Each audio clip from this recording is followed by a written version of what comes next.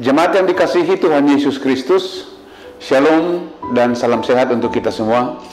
Sebelum melakukan aktivitas hari ini, marilah kita terlebih dahulu mendengarkan firman kehidupan yang tertulis dalam kitab Yesaya 52 ayat 7.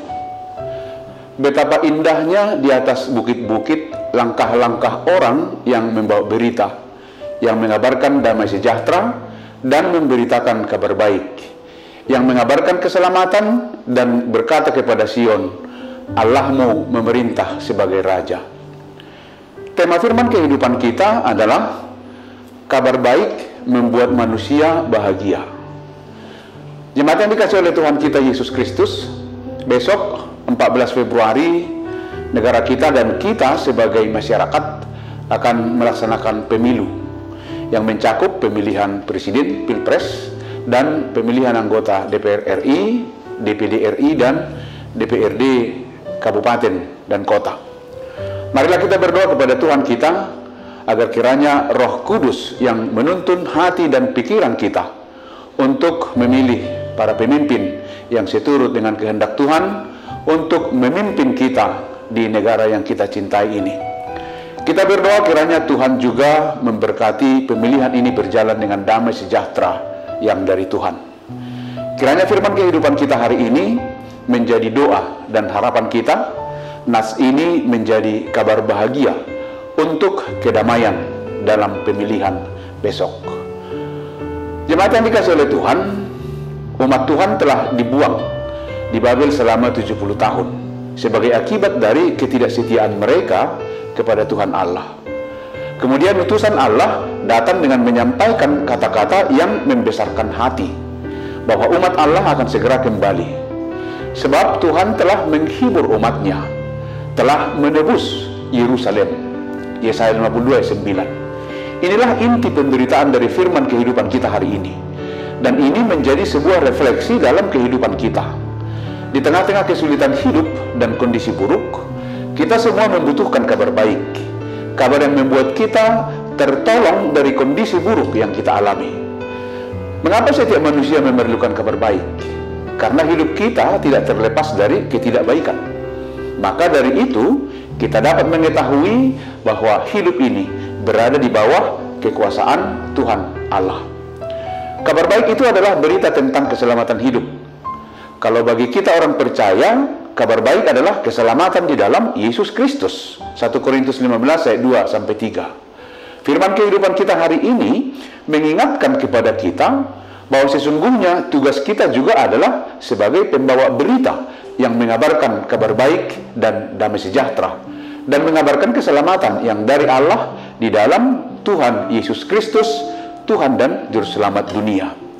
Orang-orang percaya adalah reporter-reporter Allah, duta-duta Kristus yang diutus memberitakan kabar baik dan damai sejahtera tentang keselamatan bagi umat manusia di dunia ini.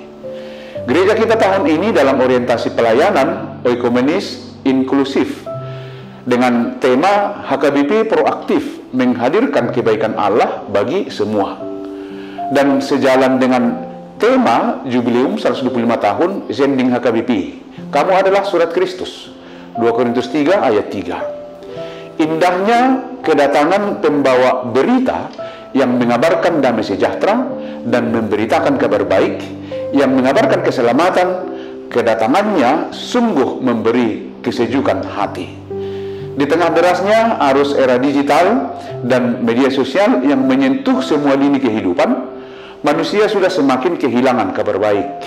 Saat ini di mana-mana terjadi hoax, fitnah, intoleran yang membuat banyak orang tidak nyaman dan merasa tidak aman di rumahnya sendiri. Di situasi seperti ini, Allah datang membawa kabar baik untuk memberikan kelegaan dan ketenangan bagi orang yang percaya. Kendati ada banyak berita buruk, tetapi saat menerima kabar baik, hidup menjadi terasa aman dan tenang. Siapakah pembawa kabar baik itu sekarang dalam kehidupan kita? Orang yang memberi diri mau melayani Tuhan adalah pembawa kabar baik, dengan memberitakan kasih dan memaafkan dalam nama Tuhan Yesus Kristus, dengan mencintai dan mau berbagi. Pembawa kabar baik harus terus berjuang menjadi pembawa pesan Tuhan bagi sesama, agar pelayanan kita menjadi kegembiraan dan berkat bagi semua orang, sehingga mereka beroleh keselamatan yang dari Tuhan kita, Yesus Kristus. Demikianlah firman kehidupan kita. Selamat beraktivitas, tetaplah semangat. Sebagai warga masyarakat yang beriman, mari kita memakai hak kita untuk memilih pemimpin yang terbaik untuk kemajuan negara yang kita cintai ini. Tuhan Yesus memberkati kita semua. Amin. Kita berdoa. Puji syukur, terima kasih Tuhan untuk firman kehidupan hari ini. Biarlah firman-Mu yang terus memberikan kami kebahagiaan dan sukacita. Dan kami berdoa untuk esok dalam pemilihan umum, biarlah kiranya Roh Kudus-Mu yang senantiasa menjaga, memberikan kedamaian, kesejukan di tengah-tengah hati setiap anggota masyarakat, di tengah-tengah negara yang kami cintai ini. Biarlah kiranya Roh Kudus-Mu yang menuntun kami dalam perjalanan kehidupan kami. Terpujilah Engkau dalam nama Yesus Kristus, Tuhan dan Juru Selamat kami. Amin. Anugerah dari Tuhan Yesus Kristus, kasih setia Allah Bapa, dan persekutuan dengan Roh Kudus menyertai kamu. Amin.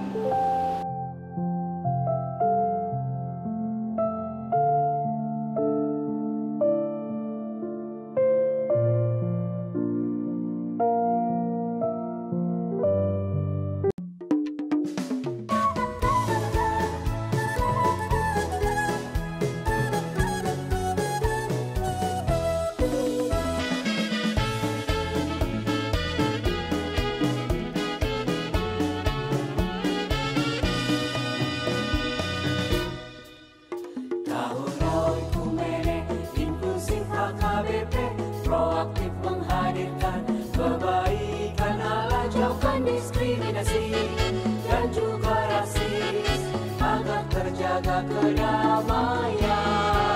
Jauhkan diskriminasi dan juga rasis untuk kebaikan bersama. Kota Yesus waktu di bumi harus mengasihi musuhmu, agar sempurna kehidupanmu seperti Allah Bapa. Agar sempurna kehidupanmu seperti Allah Bapa. Okumene mempersatukan umat manusia di bumi. Okumene selalu membebaskan orang tertindas dan termarginal. Kita semua saling mengasihi sesama manusia.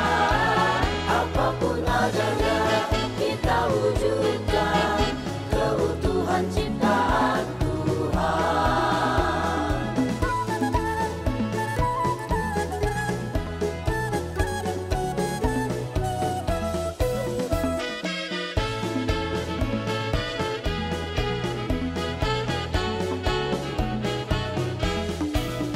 Kota Yesus waktu di bumi harus mengasihi musuhmu, agar sempurna kehidupanmu seperti Allah Bapa.